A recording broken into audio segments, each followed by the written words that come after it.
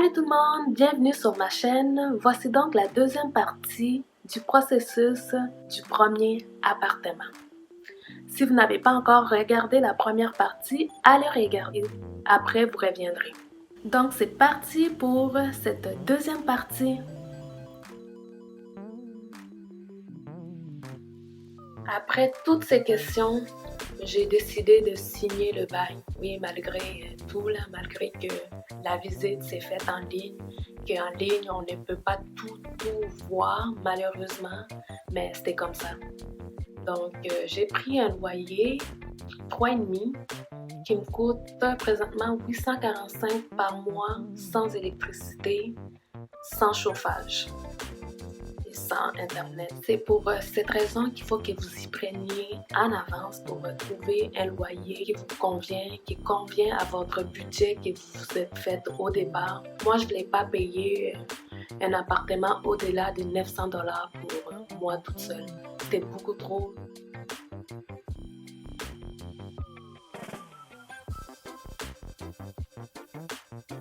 Donc, quand que vous avez trouvé votre appartement, les fournitures, oui, ça aussi, il faut que vous fassiez un budget. Un minimum et un maximum pour pas que vous ayez des surprises à la fin. Donc, comme moi, j'avais un petit budget, j'allais dans des magasins à petit budget. J'allais chez Ikea, bien évidemment, coin liquidation. J'allais dans un petit magasin pas trop cher comme chez Ozana, l'Armée du Salut, Marketplace, l'application sur Facebook. Mon sofa et mon lit, j'ai mis un plus grand budget parce que c'est tellement important un lit. Donc, le sofa et ma base de lit, j'ai trouvé ça chez Meublerie. Le sofa m'a coûté 449 $, plus la protection que j'ai pris pour que mon sofa soit toujours nettoyé, ça m'a coûté 70 $. La base de lit m'a coûté 229 $. Et comme je n'avais pas de camion encore, j'ai voulu que mes meubles soient livrés directement ici dans mon appartement. Donc pour le sofa et la base de lit, ça m'a coûté 59 et 95 $ pour un total de 928 et 95 $. Ça inclut les taxes et tout. Parce que si oui, au Canada, on a des taxes. Ensuite, le matelas m'a coûté 449 et j'ai pris une garantie pour 10 ans à 100 $ et la livraison m'a coûté 50 $ pour un total de 637 et 45 $.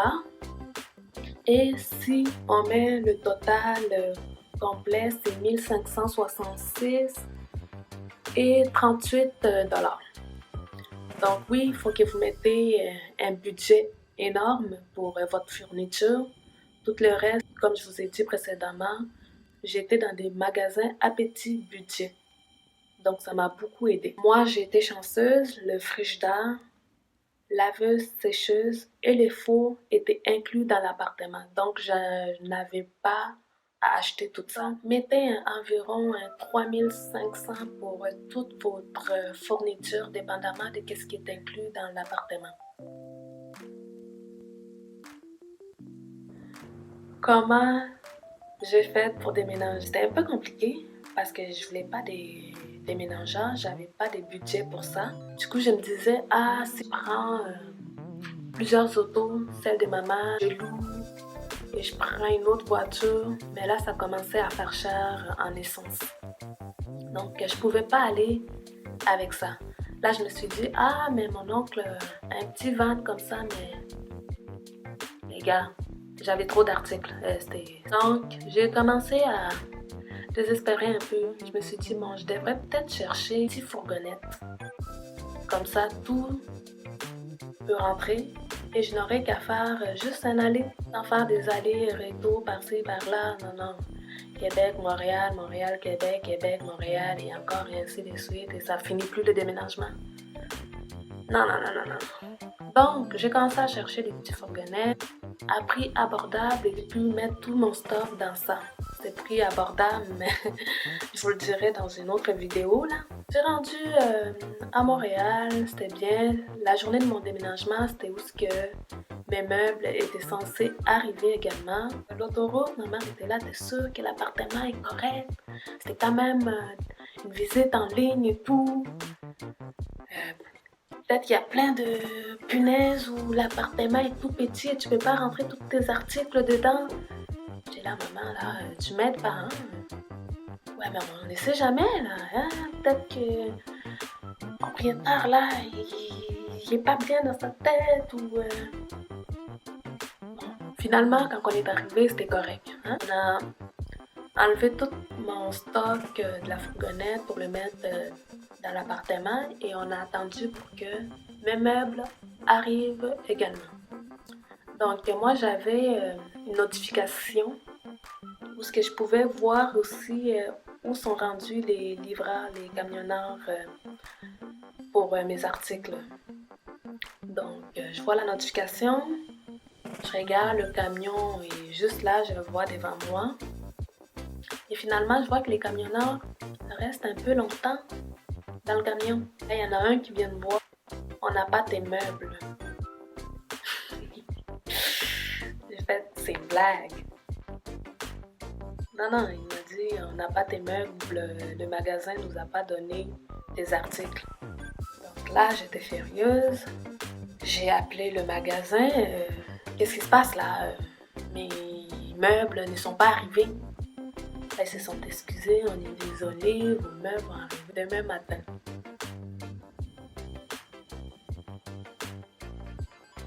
Après tout ça, on est parti faire l'épicerie. Il faut que vous mettez aussi un bon budget pour votre épicerie. Moi, le mien m'a coûté 300 $. J'étais chanceuse, j'avais une voiture. Si vous n'avez pas de voiture et tout, ça va être compliqué, mais vous pouvez toujours louer le taxi ou le Uber pour votre première épicerie parce que c'est lourd. Donc, vous ne voulez pas vous blesser à cause de l'épicerie. Pendant qu'on faisait l'épicerie, maman me demande si j'avais une pompe à air pour au moins gonfler mon lit gonflable pour que je puisse dormir à quelque part. J'ai dit oui. Et si vous ne voulez pas payer pour un taxi ou un Uber, prenez un petit chariot de magasinage. C'est ça que j'ai acheté pour environ 20 $ et ça m'aide beaucoup en ce moment. Quand je pars à l'épicerie, je mets toute ma nourriture. Ça m'aide énormément. Et ça, c'est vraiment indispensable pour vous qui êtes seul, comme moi. Pas de colocataire, pas de voiture. Lorsqu'il est arrivé l'heure de dormir, j'ai commencé à chercher ce que j'appelais le soi-disant pompe à air. Là. J'ai cherché, mais j'avais trop de carton et j'étais extrêmement fatiguée. J'ai juste décidé de dormir par terre, de mettre mes tapis de yoga, des serviettes, des coussins et j'ai dormi sur ça. Mais là, je me suis réveillée en plein milieu de la nuit parce que je n'étais pas confortable. Donc, j'ai recommencé à chercher dans les objets, mon carton objet, parce que j'avais mis la fameuse pompe à air. Et regardez ce que j'appelais pompe à air. Écoutez, hein?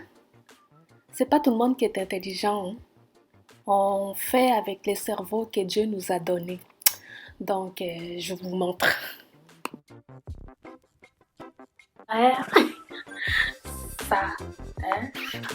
Ça, c'est pour pomper les ballons pour faire l'exercice, là. Ah, pas pour un lit gonflable. Donc, j'ai essayé, ça n'a pas fonctionné. Donc, j'ai laissé tomber.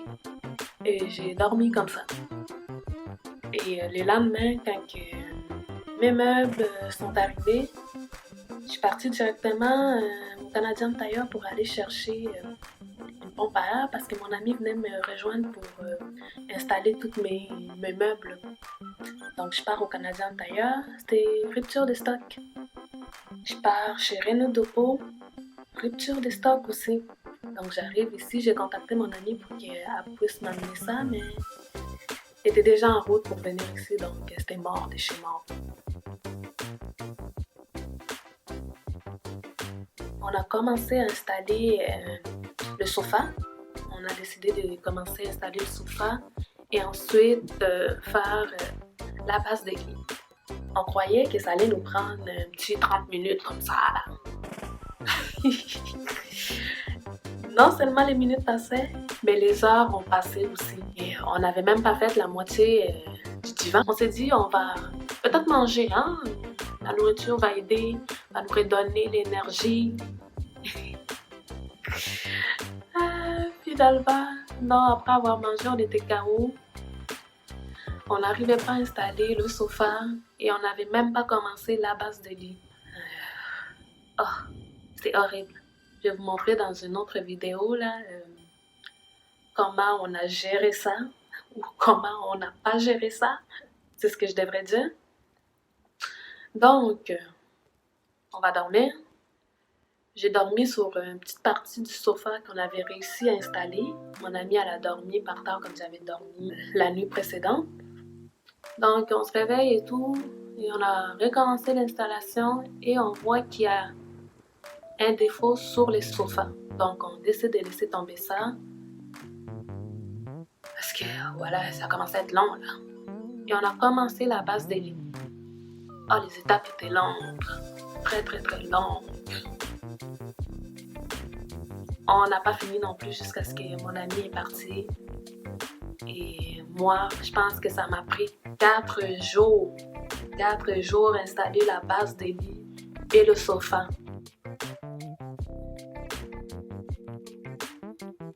Donc, je vous conseille, si vous n'êtes pas des ingénieurs là, hein, les ingénieurs amateurs ici, là, payez quelqu'un pour vous installer vos meubles ou ayez un ami qui est capable d'installer les meubles.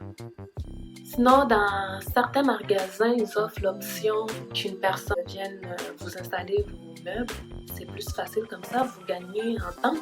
Peut-être pas en argent, mais vous gagnez en temps parce que là, 4 jours à faire tout ça, c'était extrêmement long. Donc, c'est ça que je vous conseillerais, la partie installation. Si vous n'êtes pas trop à l'aise avec ça, allez chercher quelqu'un qui est capable de le faire. Parce que c'est long. C'est long. Finalement, les petites décorations se font au fur et à mesure et le reste, souvent je commandais sur Amazon, c'était plus facile comme ça venait directement dans mon appartement et je n'avais pas à me déplacer. Donc après tout ça, quand ça fait 1 mois, faites un budget de ce que vous devez payer. Par exemple, le loyer, le chauffage internet, la nourriture. Et n'oubliez surtout pas le self-care. Prendre soin de vous aussi, c'est très important. Des fois, on oublie, mais un petit budget pour soi, ça aide beaucoup. C'est tout pour cette vidéo. J'espère que j'ai répondu à certaines de vos questions. N'hésitez pas à commenter, à liker, à partager et à cliquer sur la petite cloche des notifications pour que vous soyez les premières à voir mes vidéos. Sur ce, je vous dis ciao!